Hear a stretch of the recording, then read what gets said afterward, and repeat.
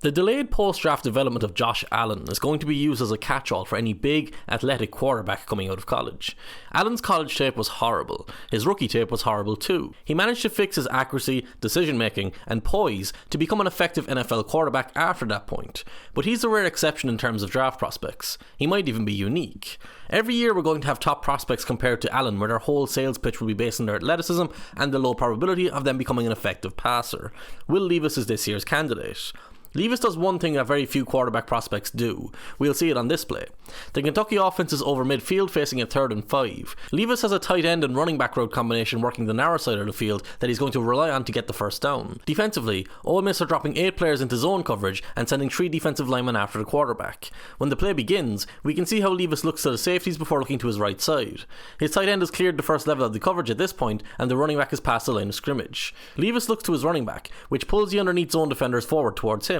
But at the same time, the defensive end towards the top of the screen has found his way into the backfield. The Kentucky offensive line makes a mistake as the 3 interior blockers all block the defensive tackle, giving the offensive tackles one-on-one assignments outside. Levis has a defender closing to his face at a time when he has nobody to throw the ball to. This should be a potential disaster. It's not, and that's because this is what Levis does better than most other quarterbacks. He sees the pressure coming to his face and still stands in tall to deliver the ball with full commitment. There's no flinching. Instead, there's an accurate pass, a good read, and a first down for the offense.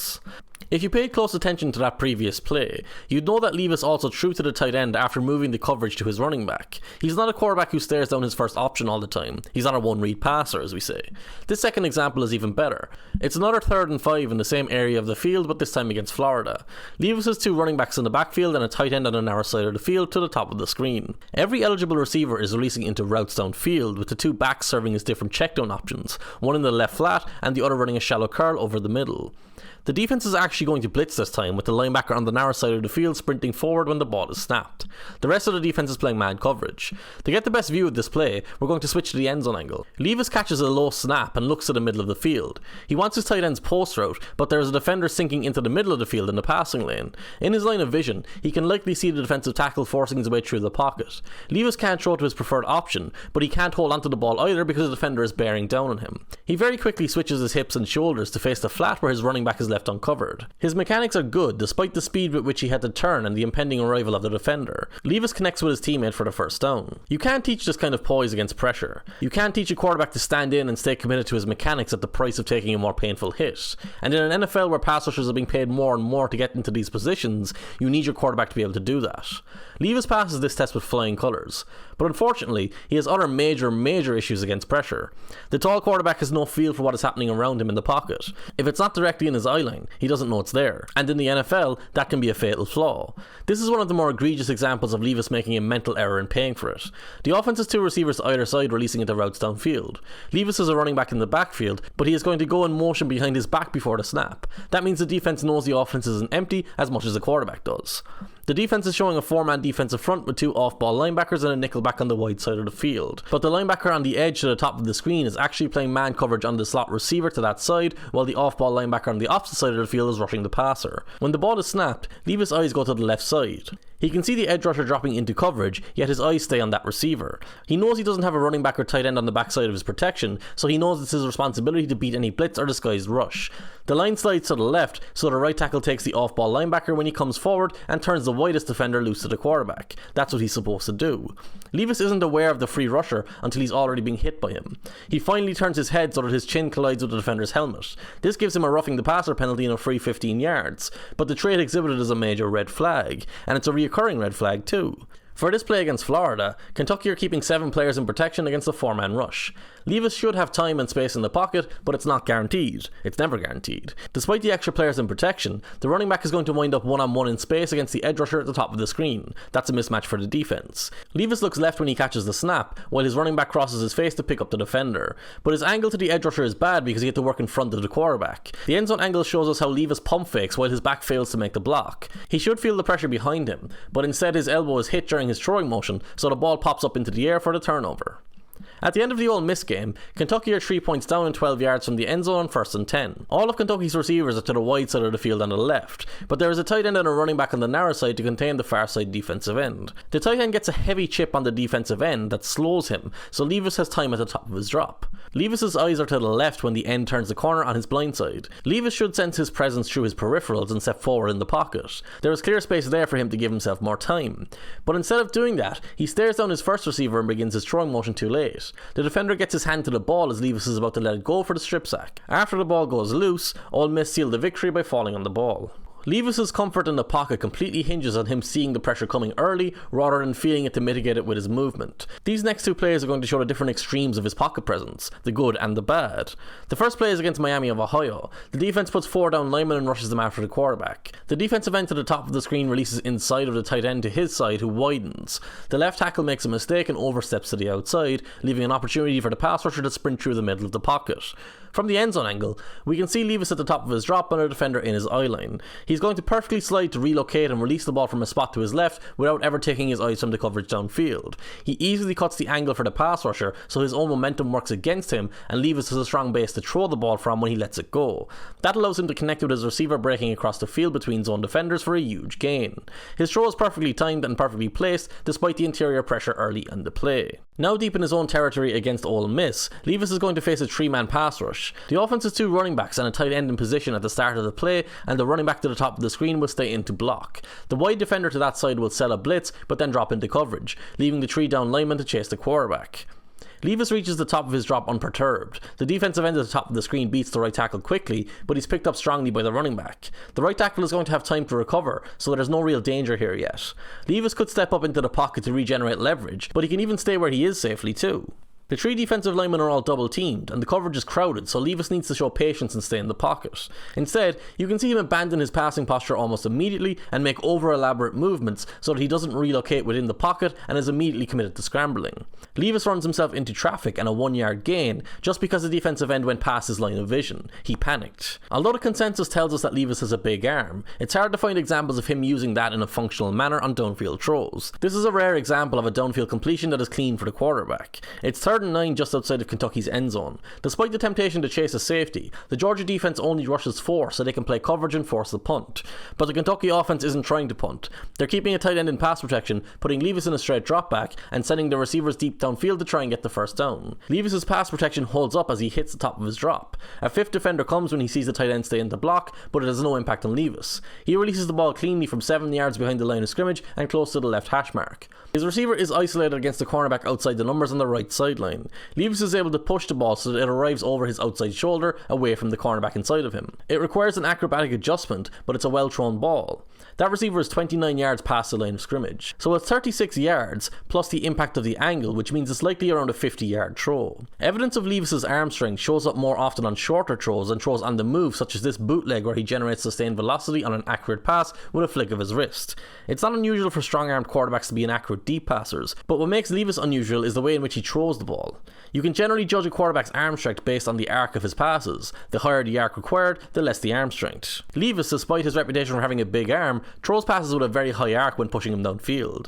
Again against Miami of Ohio, Kentucky draws up a shot play for Levis to show off his deep ball. This is the type of play where his arm strength should show itself off and prove its value. The motion at the snap helps to distort the coverage and slow the pass rush. Kentucky keeps extra blockers in protection as well, which means that Levis can reach the top of his drop clean despite falling over initially when the ball was snapped. He is 8 yards behind the line of scrimmage when he releases the ball, and he has a strong foundation to get his mechanics right and put his full body weight through the throw. At the other end of the play, his receiver has a step on the defender early. He's streaking down the middle of the field, but the arc that the ball carries means it drops much shorter than his receiver needs it to. That is pretty much a straight throw, so there is no angle to consider. His pass arrives around 40 yards past the line of scrimmage, so it's roughly a 50-yard throw. But that's about 7 yards shorter than it needed to be.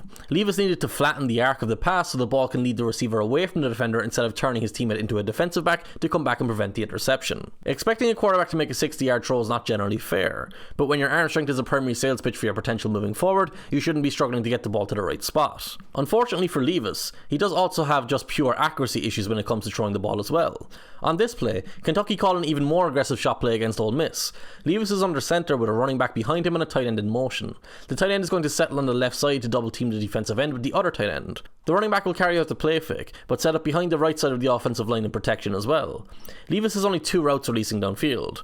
At this early stage of the play, we can see clearly that the cornerback to the top of the screen is playing outside leverage. Levis can't see this yet, but the cornerback stays outside throughout the play, so it will be obvious when he eventually looks in that direction. This is what we call leverage. The cornerback is favoured on anything breaking outside or thrown outside, whereas the receiver has a leverage advantage on anything thrown to the inside. You shouldn't expect quarterback prospects to be amazingly accurate. It's great when they are, but they don't have to be. But the bare minimum they need to be a first round pick is that they show an understanding of that leverage. Levis as a receiver had a step on the defender, had inside position, and there was no safety coming from the middle of the field. Even if the route is supposed to bend back outside, Levis needed to recognise this and try to hit the receiver straight ahead to lead him away from the defender, lead him away from the coverage. That's clearly not what he did. Understanding the leverage that defenders have in coverage also helps you see the field better and make better decisions.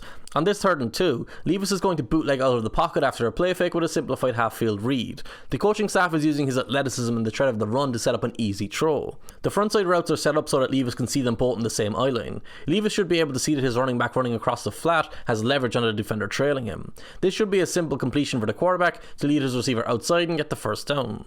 But instead he doesn't see the open receiver. He holds the ball and invites defenders to meet him at the line of scrimmage.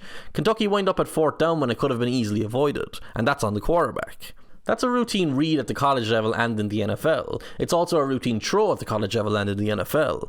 Based on his time at Kentucky, we can't be overly confident that Levis would have completed it even if he had made the pass. By that we mean his passes are thrown in the general area of the receiver rather than to a specific spot, and he regularly throws the ball with the wrong velocity. This inflates the perceived drop numbers of his receivers, and it turns simple completions into missed opportunities. This is a glaring example against Miami of Ohio, where the offense is going to scheme open an easy touchdown pass for the quarterback.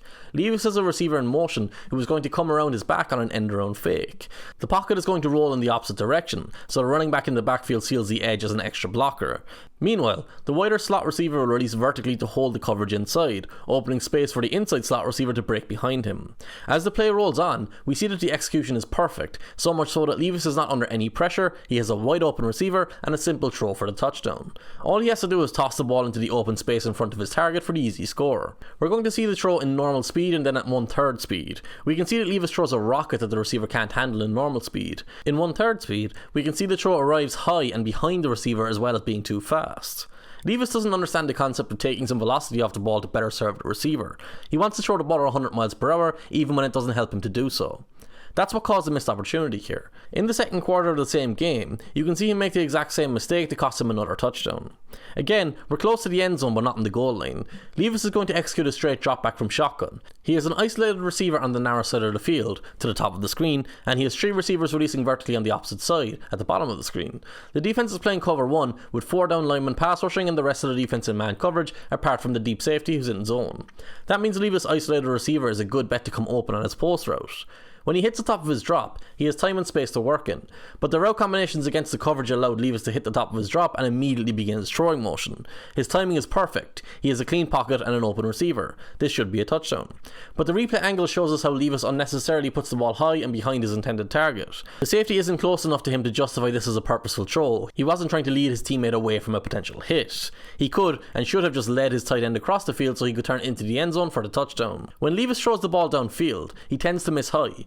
This is particularly problematic for a quarterback because it opens opportunities for tipped interceptions and for passes to carry through to waiting safeties. He had a lot of interceptions in college, and that wasn't a result of him being unlucky or playing in a difficult offense. In fact, he was quite lucky to only have the number that he had. His downfield accuracy is a major problem, but what's even more concerning is that he doesn't have a base of short throw accuracy that he can build around to eventually become a well-rounded passer. He needs to get better at every single level. Even screens are a challenge for Levis at this stage. Against Florida, Kentucky are going to throw a quick bubble screen near the goal line in the hopes of giving Levis another easy touchdown throw, but Levis manages to miss his intended target, and it's not particularly close either, considering how straightforward his throw should have been. Maybe he rushed himself, but he does this too often to give him the benefit of the doubt. This bubble screen against Ole Miss results in a completion, but Levis' ball placement is going to turn a good gain and a potential first down into a tackle for loss for the defense. On this design, the receiver is supposed to run through the gap between the two blockers, so Levis' ball should be thrown to the chest of the receiver or slightly in front of him at that same height. That way, he can get upfield in time with the play. But because Levis throws the ball high and outside, he is taken off his feet and led into the defender's leverage on the outside. That makes it impossible for the play to result in anything but a loss. The Kentucky play caller was very good at anticipating the defense and setting up his offense to counter it. Against Georgia on this 3rd and 4, the defense sends a linebacker up the middle and play man coverage in behind it. The offense is going to roll Levis to the right side again, but this time their outside receiver is coming inside to block while the running back goes into the flat. It's a pick play that leads to a wide open throw for the offense, but Levis overthrows his receiver so that he has to reach out for a one-handed catch, and in the process of doing so, he falls to the ground for no gain. The coaching staff and front office that bets his future on Levis will convince themselves that they can fix his accuracy by fixing his mechanics. That's what happened with Josh Allen, but Allen is basically the only example of this working through NFL history. Nobody else has ever gone from severely inaccurate in college to very accurate in the NFL. On this 4th and 2 play, the offense uses a pick play on the narrow side of the field. His receiver is wide open, but we can see Levis' lower body is out of sync. He doesn't deliver the ball as his front foot plants into the ground strongly. That leads to his throw being 5 yards underthrown and intercepted, despite it being a simple pass. Whoever drafts Levis is taking a massive risk. He's the obvious comparison to Allen, but he also doesn't appear to have the same rushing ability or overall level of athleticism, so even his positives aren't in the same realm as where Allen's were coming out of Wyoming. Part of that might be that he played hurt during his final season, but the tape isn't there overall. Still, while it's not probable, it's still possible that Levis will become everything he's currently not in the future. But if you've got a premium draft pick, it's hard to pass on premium prospects at other positions, or take the higher trade value that should be on the table.